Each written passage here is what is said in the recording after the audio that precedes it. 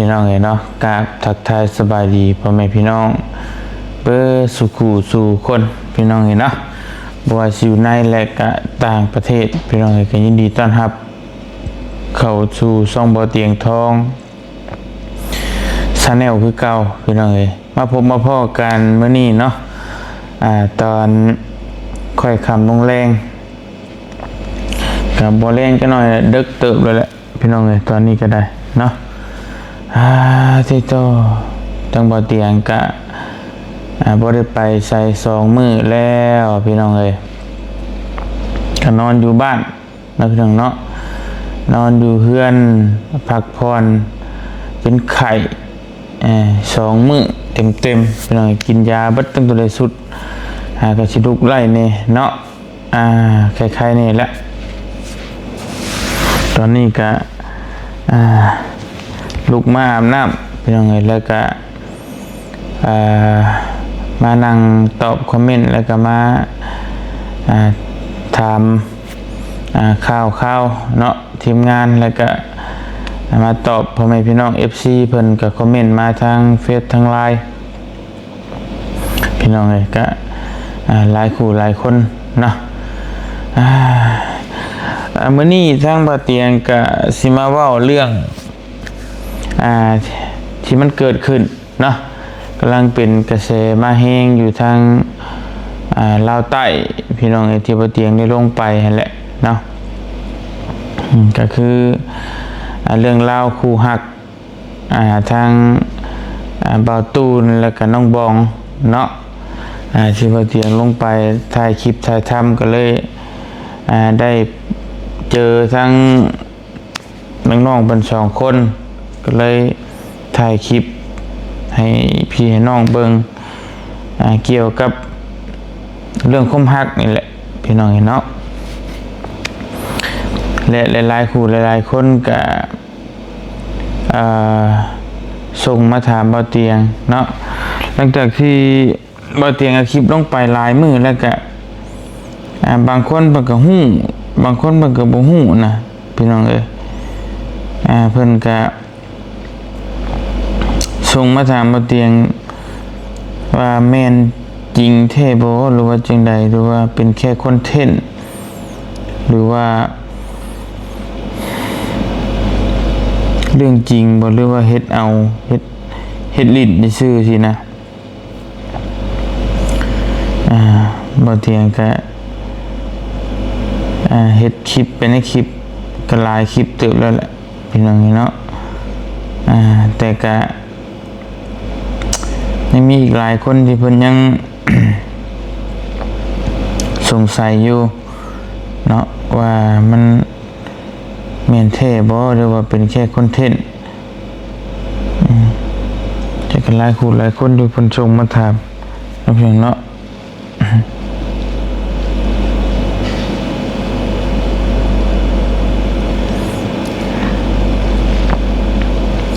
บ่เตียงก็บ่มีเวลาตอบพี่น้องก็เลยสิมาเฮ็ดคลิปบอกพี่บอกน้องเลยเนาะพี่น้องเนาะสำหรับคลิปนี้ก็สิเว้าแต่เรื่องบ่าวตูนกับน้องบองเนาะพี่น้องเนาะเพราะว่าเฮาก็เว้าไปหลายเทื่อแล้วแหละแต่ว่า FC หลายคนเพิ่นก็อาจจะยังสงสัยอยู่เนาะเฮาก็สิมาแจ้งพ่อแม่พี่น้องอีกเทื่อนึงทางบ่อเตียงก็สิได้บอกพ่อแม่พี่น้องผู้ที่ยังบ่ทันได้ฮู้ว่าน้องบองกับบ่าวตูนนี่เป็นอิหยังกันแท้เป็นครูมาแสดงซื่อหรือว่าเฮ็ดคอนเทนต์หรือว่าเรื่องจริงพี่น้องเนาะทางบ่อเตียงก็สิมาเล่าให้พี่ให้น้องฟังจักเล็กจักน้อยพี่น้องคือน้องทั้ง2 คนเพิ่นนี่ก็บ่แม่นคอนเทนต์ก็คือเพิ่นฮักกันดีๆนั่นแหละก็คือคู่ฮักอีหลีโลนะพี่น้องเนาะทางบ่อเตียงก็ แรกๆเดี๋ยวสิเล่าให้พี่ให้น้องฟังจักเล็กจักน้อยไทม์ไลน์หน่อยหนึงเป็นอย่างนี้เนาะแรกๆบ่เตียงลงไปถ่ายคลิปลงไปช่วยเหลือพี่ช่วยเหลือน้องนั่นแหละพี่น้องเอ้ยก็ทั้งเบานุ่งแล้วก็เบาเจ็บเบาตูนนี่ไปน้ำกันพี่น้องเอ้ยไปหาน้องบองแต่ว่าทั้งเบานุ่งน่ะเคยเข้าไปถ่ายก่อนแล้วเนาะแต่โดนๆพุ่นแหละเบาเจ็บก็เคยเข้าไป เบาตูนนี่เคยเข้าไปถ่ายก่อนเพราะว่าบ้านเพิ่นอยู่ใกล้นี่นะพี่น้องเอ้ยเทื่อสองเทื่อนี่แหละบัดนี้เพิ่นก็แนะนำเบาเตียงว่าให้เขาชวนเขาไปเบิ่งน้องเพิ่นนำกันนี่เพราะว่าน้องเพิ่นก็ทุกข์ยากแต่ว่าบ่มีคนซอยทั้งน้องๆเพิ่นก็เข้าไปก็ไปถ่ายก็บ่มีคนซอยนะพี่น้องเนาะเบาเตียงก็เลยเข้าไปไปถ่ายเบิ่งก็เห็นทั้งน้องบองเพิ่นเนาะก็ไต่ตนคือเพิ่นว่าและเพื่อนกำลังนิดน้อยอยู่กัน 4-5 คนเป็นยังไงพอวันนี้ก็ต้องบ่เตียงก็ได้ถามน้องเพิ่นว่าความฝันน้องเพิ่นเนี่ยอยากได้หยังเพิ่นว่าอันดับแรกก็คือจะได้ข้าวกินอันดับ2นี่ก็คืออยากได้เฮือนอันดับที่3นี่คืออยากให้พ่อแม่อยู่สุขสบายอันดับที่4นี่ก็คืออยากให้เอื้อยดีเอื้อยเศร้าอยากให้เอื้อยหายนั่นเองเพราะว่าเอื้อยเพิ่นก็เป็นไทรอยด์เป็นพิษเจ็บในคอนะพี่น้อง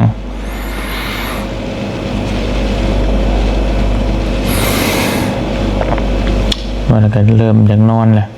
เนาะบัดนี้พี่น้องเอ้ยต่อมาเนาะทั้งบ่เตียงก็ได้เข้าไปแล้วก็ซื้อข้าวซื้อน้ำอีหยังต่างๆไปให้เพิ่นก็มีผู้ใหญ่ทยอยซอยมาเรื่อยๆเนาะหลังจากหันกับตนได้เฮือนได้ซ่านพุ่นแหละตอนบ่เตียงกลับขึ้นมาบ่เตียงก็กลับขึ้นมาบ้านบัดทีนี้พี่น้องเนาะกลับขึ้นมาบ้านแหละให้เบานุ่งกับเบาตูนน่ะเป็นคนประสานงานต่อเนาะก็คือพี่น้องเห็นในคลิปนั่นแหละเพิ่นก็เที่ยวไปพี่น้องเอ้ยหลังจากหันก็เบาเตียงก็กลับลงไปอีกก็เฮือนก็เกือบแล้วพี่น้องเกือบสิแล้วเลยแหละแล้วก็เบาเตียงก็กลับขึ้นมาเนาะแล้วเพิ่นก็โทรมาบอกว่าเพิ่นสิขึ้นเฮือนได้ให้เบาเตียงลงไปมอบเฮือนมอบซ่านเนาะแต่ว่าทางเบาเตียงกับแม่ป่วยก็เลยลงไปบ่ได้ก็เลยล่วงเลยไปเป็นเดือนกลัวๆพุ่นแหละจึงลงไปเป็นจังได๋กลับลงไปวันนี้ก็เฮือนแล้วเพิ่นจะได้ขึ้นได้หยังเรียบร้อยรอให้เบาเตียงขึ้นลงไปแหละเป็นจังได๋เนาะและหลังจากนั้นก็ทั้งบ่าวนุ่งก็เล่าให้ฟังว่าทางประตูนก็แบบแปลกๆแบบเที่ยวไปแต่เพื่อนน้องบองก็ดุนะพี่น้องเนาะไปตอนเช้าตอนแรงก่อนที่ไปเบียกไปงานก็ต้องไปเพื่อนน้องบองก่อนแล้วจังไปเบียกทั้งอื่นแล้วก็มันก็แปลกนั่นแหละเนาะแล้วก็น้องบองก็เวลาบ่เห็นประตูนมาหรือว่าเบานุ่งไปผู้เดียวก็ถามหาประตูนบ่มาบ่สินะไปเลยมันก็แปลกๆคือกันเป็นห่วงเป็นใยกันก็เลยจับพิรุธหลายอย่างบัดนี้ก็เลยลองถามเบิ่งแต่ละคนนะลองถามเบิ่งทั้งน้องบองเนี่ยทั้งประตูนเนี่ยก็ปรากฏว่าเพิ่นก็รู้สึกดีต่อกันนั่นแหละเนาะแล้วก็เพิ่นก็ แบบรู้จักกันก่อนที่เฮ็ดเฮือนอีกเฮ็ดเฮือนให้อีกเพราะว่าบ้านเพิ่นใกล้กันพี่น้องเห็นเนาะเว้าก็จะกึกๆการในบ่เตียงเจ็บคอนะเจ็บคออวิดานขึ้นนะต่อมสิ้นอักเสบเนาะแล้วบัดนี้เพิ่นก็คุยกันมาแต่ดุนเติบแล้วพี่น้องเห็นเนาะก็คุยกันกับเรื่อยๆมาแหละเพราะวันนี้ก็ถามต่างคนต่างรู้สึกดีต่อกันนะครับเบานุ่งก็เลยเบาหยอกเพิ่นดุอยู่แล้วกับต่างคนต่างเบาหยอกกันได้เสียให้เสียเพิ่นเนาะแล้วก็ถามเบิ่ง FC พ่อแม่พี่น้องให้เอาความคิดเห็นเหมาะสมกันบ่สำหรับคู่นี้อย่างประมาณนี้นะ FC ก็ว่าเหมาะสมน่าฮักดีก็ประมาณนั้นแหละพี่น้องเอ้ยหลังจากต่อมาก็คุยคือพี่น้องเห็นในคลิปเลยบัดนี้นะพี่น้องเอ้ยก็บ่เตียงก็เสียใส่เพิ่นมื้อขึ้นเฮือนก็ให้เพิ่นแต่งตัวเฮ็ดคือสิเข้าผ้าเกาะผ้าขวัญอีหยังต่างๆประมาณนั้นแหละซ้อมไว้มือแต่งงานอีหยังประมาณนี้นะเพิ่นก็ดีใจเนาะหลายคนก็เหมาะสมกันดีประมาณนี้เชียร์ให้ฮักกันนะแล้วเพิ่นก็ฮักกันดีๆรอพี่น้องเนาะที่จุดพีคที่ว่าไปเฮาฮู้ชัดเจนก็คือมื้อที่เบาฝนแบบ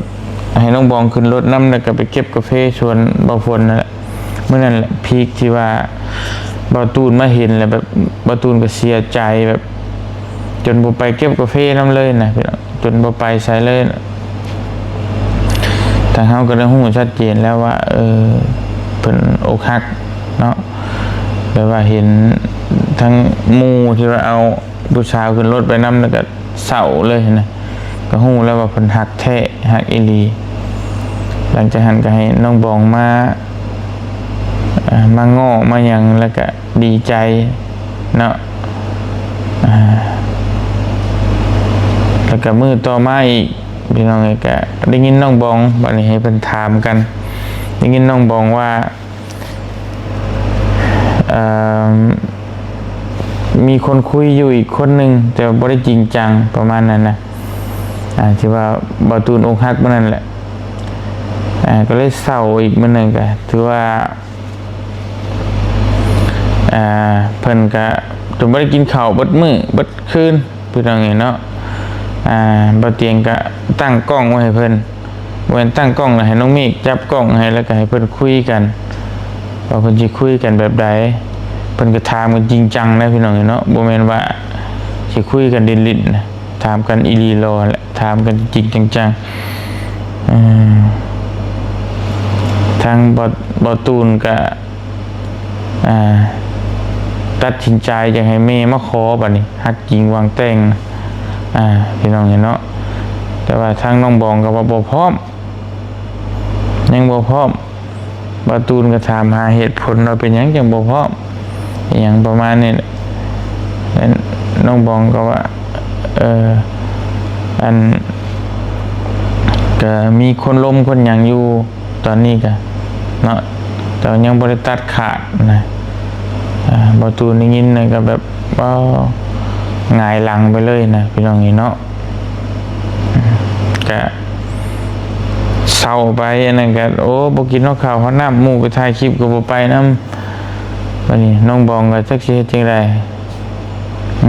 พี่น้องแต่ว่าคนนั้นคนคุยคนนั้นก็แค่คุยซื่อแต่บ่ได้ฮักกันนะอาจจะฮักหรือบ่ฮักก็บ่ฮู้นะแต่ว่าเพิ่นก็คุยเนาะผู้สาวก็ผู้นั้นโทรมาคุยก็คุยนำหั่นน่ะคือผู้บ่าวกับผู้นี้ผู้นั้นคุยก็คุยนำแต่ว่าจริงจังกับผู้ใดก็บ่ฮู้น่ะประมาณนั้นพอตูนได้ยินก็โอ้บ่นั่นเสียใจบัดนี้วันนี้ตื่นมาก็น้องบองก็โทรหาคุยแชททั้งน้ำเบานุ่งเบาเตียงว่าอยากขอโทษเนาะแล้วก็อยาก คุยกับบ่ตูนครั้งสุดท้ายนะถ้าว่ามันเป็นไปบ่ได้ก็บ่เป็นหยังเนาะทั้งน้องบองก็ได้มาขอโทษแล้วก็มาถามความรู้สึกบ่ตูนว่าถ้าน้องบองบ่คุยกับคนนั้นแล้วจบตัดขาดเรียบร้อยแล้วบ่ตูนสิฮักบ่สิโอเคบ่สิรับได้บ่อย่างประมาณนี้นะเนาะแล้วก็บ่เตียงที่พามาคุยมื้อนั้นมื้อที่พี่น้องเห็นคลิปนำกันนะแล้วบ่ตูนก็โอเค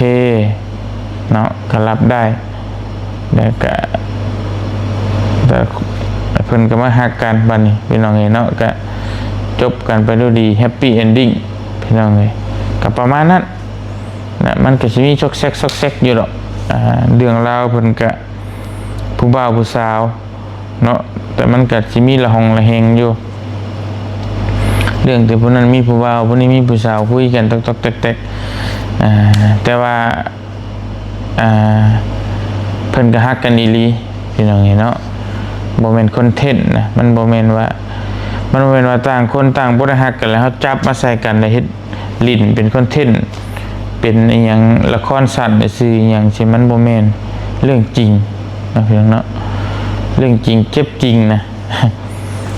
ตอนที่บ่ตูนอกหักก็อกหักอีหลีนะพี่น้องเนาะ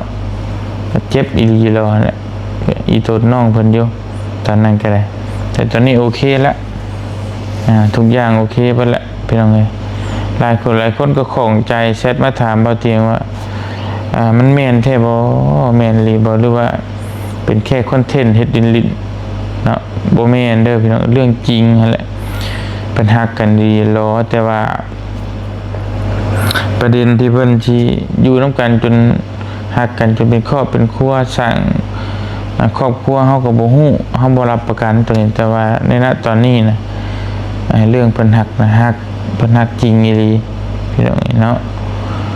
ก็ฮักจริงวางแต่งนั่นแหละอะไรก็ได้